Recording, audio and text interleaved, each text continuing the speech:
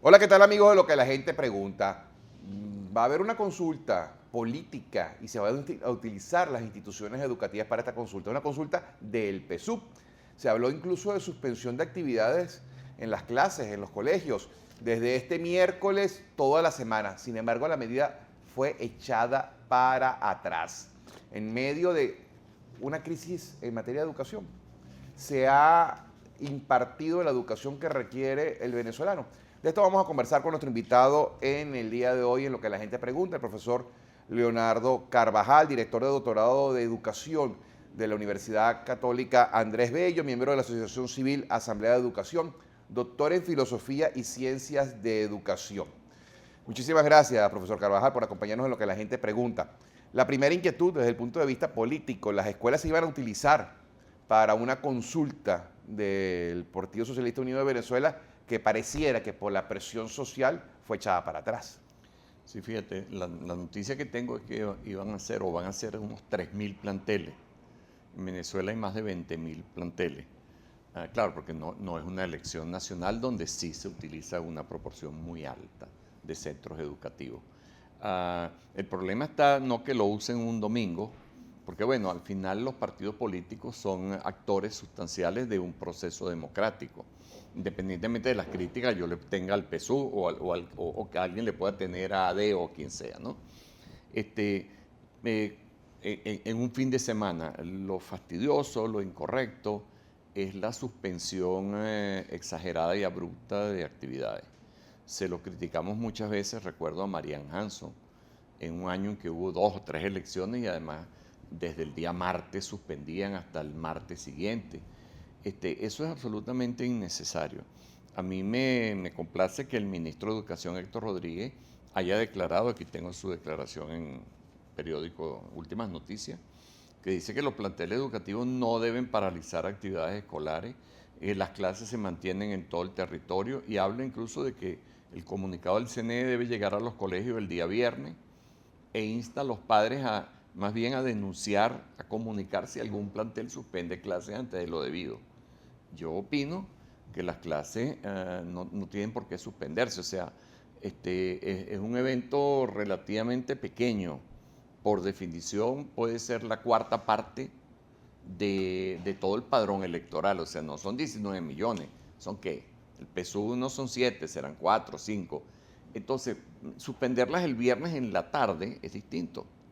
Entonces, en ese sentido, yo creo que hubo unos personajes que se extralimitaron, no sé si del PSV, que son unos abusadores, o del CNE, pero el ministro de Educación puso los puntos sobre las IES correctamente a mi juicio. Sin embargo, profesor, a lo largo de por lo menos 10 años, ha existido mucho la consigna en el acervo venezolano de con mis hijos no te metas, que se ha tenido la percepción que el campo de la batalla política se ha trasladado hasta las aulas y se ha buscado ideologizar a los muchachos. Y esto lo planteo a propósito de una consulta educativa que recientemente tengo entendido que finalizó y que busca una luz en el horizonte acerca de dónde debe ir la educación en Venezuela. ¿Qué resultados arrojó esta consulta? Mira, es un arco, eso que tú señalas, ese intento del gobierno por ideologizar político-partidistamente a nuestros muchachos, arrancó al menos desde julio del año 2000. O sea, es todo el gobierno chavista madurista. Ese 2000 es porque fue una marcha que hicieron en el Estadio Brígido Uriarte, aquí en Caracas, los niños de las escuelas bolivarianas que tenían un año de creada. Y después de eso la periodista, en este caso del Nacional, le preguntó a los niños cosas y una de ellas se llama Danielita, tenía 9 años, ya debe tener 23, una mujer hecha y derecha. Y Danielita le soltó esto a la periodista con su inocencia y franqueza de niña. Dijo, en la escuela nos enseñan que Chávez es un prócer tan importante como Simón Bolívar. ¡Qué sinvergüenzura! O sea, el culto a la personalidad no es de ahora. El culto a la personalidad es del mismísimo origen de este grupo en el poder. Y en educación hemos combatido a lo largo de los 14 años distintos intentos por adoctrinar político-partidistamente y además con esa lógica del culto a la personalidad. Porque, ojo, no es que la educación no se adoctrine, pero tú como ciudadano y como abogado más, creo que concordarás conmigo como educador, que si se intenta adoctrinar con los principios y valores constitucionales, eso es absolutamente correcto. O sea, porque hay una ética ciudadana. Eso es hasta cívica, una materia que Eso era la formación social, moral y cívica. cívica. Eso es adoctrinamiento. O sea, el verbo adoctrinar no es una mala palabra, porque esa es una carga de valores. Ahora, hay otro verbo que en educación hay que conjugar, que es, digamos, enseñar y estimular a pensar científicamente. O sea, en educación se dan las dos cosas: conocimientos científicos, experiencias científicas y al mismo tiempo formación en valores. Esta segunda es adoctrinamiento, pero si es constitucional, ojo, o si es en una religión, en una escuela donde eso es opcional, católica, judía, lo que usted quiera, los padres y los muchachos están de acuerdo en recibir clases de religión, también eso es adoctrinar, pero es voluntario. Lo que es incorrecto es en torno a las figuras y a las ideas políticas de los gobernantes de turno. Yo uso la palabra turno porque esa cosa que tienen algunos de que las cosas son eternas y que hay comandantes eternos y regímenes eternos que van a durar 500 años o 1000 años, eso es un pensamiento absolutamente antidemocrático. Lo democrático es pensar en turno. ¿Por qué? Porque eso viene del siglo XIX. O sea, los venezolanos democráticos luchaban por la alternabilidad en el poder, contra el continuismo. Esa era una gran consigna. Y en el siglo XXI lo tenemos que seguir manteniendo frente a unos tercios que pueden tener a lo mejor algunas buenas intenciones en unas cosas, pero en otras están pelados ante la historia. Ahora, a lo largo de estos 3 lustros y ya más, casi 16 años de gobierno chavista, y en esta constante carrera de hablar para un lado, hablar para el otro, a favor o en contra de la ideologización, se han dado múltiples consultas. Yo planteaba que recientemente concluyó una. ¿En qué términos iba esa consulta y qué arrojó como resultado? Fíjate, toda regla tiene una excepción. Y en política no todos los gatos tienen la misma coloración. Yo encuentro, habiendo sido un crítico consistente a lo largo de 14 años sobre el adoctrinamiento politiquero en educación, que en esta consulta el ministro Héctor Rodríguez y la viceministra Soraya Lacar se han mantenido, a mi juicio, estrictamente dentro de cauces democráticos. Si uno lee, el 22 de octubre lo publicó en Últimas Noticias Soraya Lacar, el resumen de las conclusiones de la consulta. Ella llama su artículo coincidencia. Yo no tengo ningún reparo en decir que yo coincido con estas coincidencias. O sea, ¿por qué, José Vicente? Porque si aquí se dice que por ejemplo, hay que centrar las prácticas educativas en la pedagogía del amor, fíjate, no del odio. Este es un gobierno que destila odio, o sea, Diosdado Cabello, o sea, es odio. Una pedagogía del amor, la curiosidad, o sea, estimular el ejemplo y la democracia participativa. Yo estoy 100% de acuerdo. Si me dicen que la supervisión, yo que me levanté contra el decreto 1011, que establecía una supervisión punitiva, ese era el meollo de ese decreto, unos supervisores itinerantes que iban, hacían un informe en un plantel y con ese informe ipso facto quedaba destituido el director, violando derecho a la legítima defensa, al debido proceso, a todo. Aquí dice, la supervisión debe ser una práctica esencialmente pedagógica, ajena al punitivismo. O sea, por supuesto, es que en eso es lo que creemos. Entonces, por cómo se dio el proceso y por sus resultados, yo pienso que fue un experimento interesante, duró 6, 7 meses. Yo fui a escuchar al ministro Rodríguez en una escuela en Las Adjuntas hace 10, 12 días, presentó en 1 hora los resultados de la consulta. Yo invito a la gente a que se metan, no me crean a mí, busquen esas 72 páginas, él las explicó en 1 hora y vean a ver con qué están de acuerdo, con qué están en desacuerdo. Ahí hay diagnósticos y hay propuestas de futuro. En síntesis, ¿cuál es el diagnóstico y cuáles son las propuestas de futuro? Mira que, por ejemplo, que el bachillerato está atrasadísimo. Lo dicen ahí, los programas de estudio son del 72 en el bachillerato, no en la primaria. Los muchachos dicen, y el ministro lo repitió, que para ellos muchas escuelas son cárceles y el ministro diciendo es que tienen los baños en mal estado, es que no tienen bebedero, es que están pintadas de gris, es que o no están pintadas, parecen cárceles, los profesores son aburridos. Eso es verdad. Y después remató diciendo, bueno, hay que cambiar los procesos educativos, no puede haber esa violencia que está dándose, se está reconociendo que hay una violencia escolar, una violencia social, y luego pone el acento donde lo está poniendo la gente. El 55% de los consultados respondió que la mejor manera de mejorar la calidad educativa era insistir en la formación permanente de maestros y profesores. Solo un 8% se decantó porque el currículum cambiarlo era muy importante, o un 20% por introducir innovaciones tecnológicas, que no es que no sean necesarias, pero de verdad el mejor currículum, el artífice del proceso es el educador. Y nuestro educador está muy débil desde el punto de vista profesional, o sea, tiene carencias, tiene deficiencias. ¿Por qué? Porque en la universidad no logramos, te lo voy a decir creo, remendar una serie de fallos abismales que tienen las nuevas generaciones que nos vienen del bachillerato y de primaria. Cuando hablamos de nuevas generaciones, ¿desde cuándo para acá? De los 80 en adelante. ¿Y cuáles son las fallas? Mira, la dimensión matemática no existe para ellos. Estoy diciendo algo muy fuerte que tendría que probarlo. La dimensión histórica tampoco existe.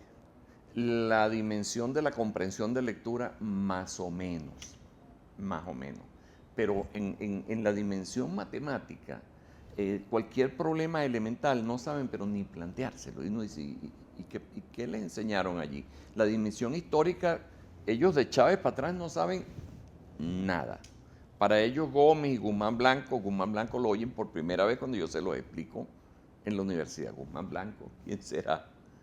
Entonces, Piar, una vez le estaba hablando, eso lo sabía todos los nietos de sexto grado, le estaba hablando a 16 estudiantes de la carrera de educación, Universidad Católica, porque Bolívar y Piar y la cosa, Bolívar, el discurso de Angostura, pero antes fusiló a Piar, y de repente me di cuenta que los 16 pares de ojos eran inexpresivos, y dije, ¿quién fue Manuel Piar?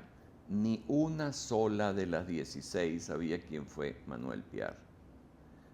Entonces, te puedo poner muchos ejemplos de ese, Pero de ese veo problema. una contradicción desde mi punto de vista Sí. en lo que es el resultado de la consulta.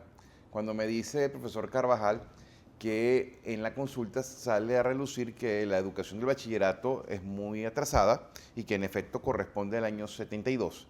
Estamos programas hablando de de estudio, 40 años atrás. Con el hecho de que, diga, el principal elemento es la formación del profesor y no la reforma del currículum.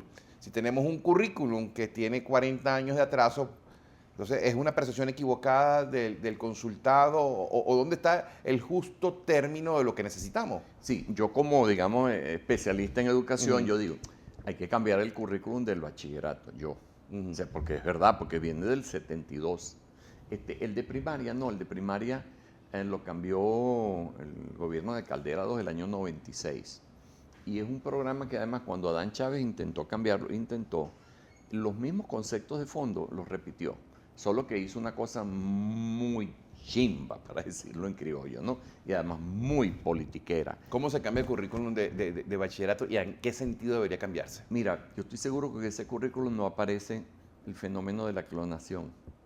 El currículum es de los 70. La clonación apareció la ovejita Dolly en el año 95 en los medios. Entonces no está. O sea, entonces...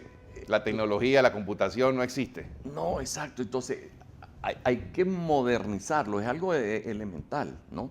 Pero por supuesto, el mejor currículum es un buen profesor también. ¿Cómo se adquiere un Porque buen el currículum profesor es la partitura. si la educación no es una carrera atractiva? ¿Cuánto puede ganar un profesor si los vemos permanentemente quejándose por los salarios y no pueden alimentar a sus familias? Entonces, el mejor cerebro no tiene interés en ser un profesor. Sí, los salarios me los entregaban estos días un gremialista. Los salarios están acá.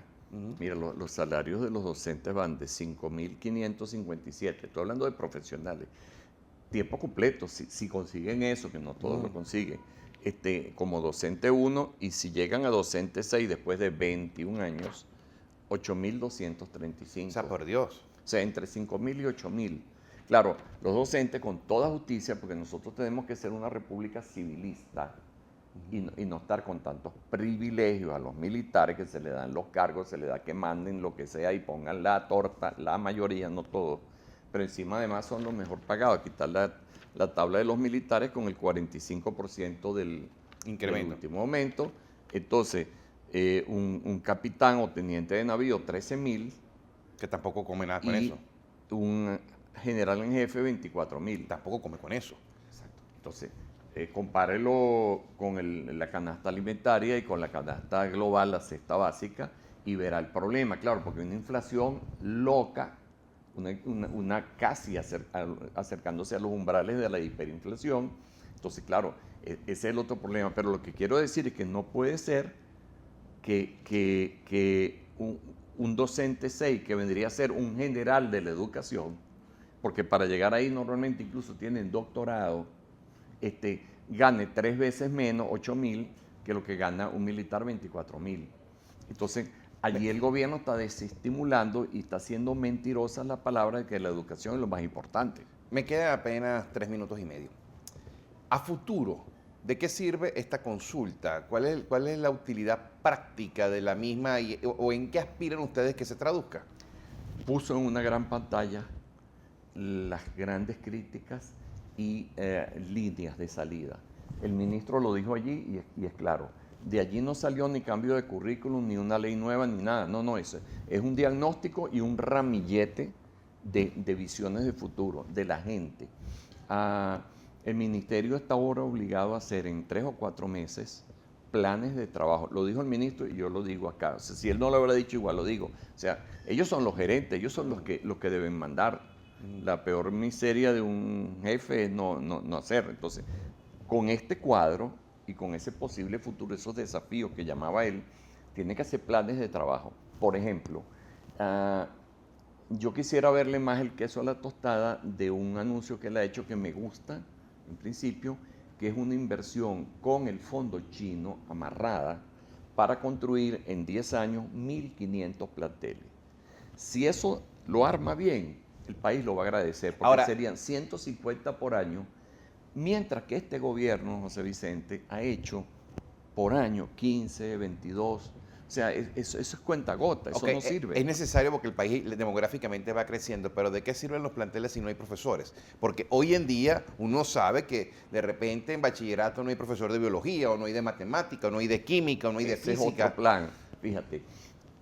Están sobrando superávit de profesores en primaria y están faltando dramáticamente en bachillerato. Un caso, colegio de monjas. Mis alumnos hacen una especie de autobiografía de su vida escolar. Colegio de monjas, 4º año de bachillerato. Las muchachitas tuvieron 5 profesoras de inglés en el mismo año. Se les iban. Y el quinto fue una alumna. La monja ya desesperada en el mes de mayo, una alumna. Eso está pasando en lo oficial y lo privado. Faltan profesores de inglés, de química, de física, de matemática, de biología. El ministro inventó un plan llamado Micromisión Simón Rodríguez, que es docentes de primaria que ya sean licenciados en educación, pero generalistas, o sea, que saben un poquito de matemática, historia, biología y tal, reciclarlos en 2 años como profesores de matemática, física, biología, química. Yo apoyo el plan, se puede hacer en 2 años. Yo critico, y ese es un planteamiento que se le vamos a seguir haciendo al ministro, que por ahora la implementación de eso la esté haciendo solo con las universidades que ellos llaman bolivarianas. O sea, ¿dónde está la Universidad Católica? ¿Dónde está la UPEL? La UPEL son un montón de pedagógicos en el país especializados en formar profesores. Tiene que entrar, no puede haber allí sectarismo. El primer acuerdo del ministro que hizo en agosto sobre esa micromisión tiene que ampliarse. Me quedan un poquito más de 40 segundos. Segundos nada más. ¿Qué aspira que sea el año lectivo 2015-2016? Porque este ya está en curso. Leonardo Carvajal para decir, hay una luz en el túnel. Mira, que para el mes de enero se produzcan anuncios sobre construcción de planteles y se produjese un anuncio en relación con la nueva manera que tiene que darse de ingresar los docentes. O sea, basta de la sinvergüenzura, de que solamente se acepten en zonas educativas dar cargo a egresados de la Universidad Bolivariana y de la Misión Sucre. no es que no le den cargos a ellos, es que no se puede violar el artículo 21 de la Constitución que prohíbe todo tipo de discriminación. O sea, que ese anuncio se dé y un nuevo mecanismo para los ascensos que también se están haciendo irregularmente. Muchísimas gracias, Leonardo Carvajal, profesor, director de el doctorado de Educación de la Universidad Católica Andrés Bello, por habernos acompañado en lo que la gente pregunta y ustedes, amigos, por haber estado allí.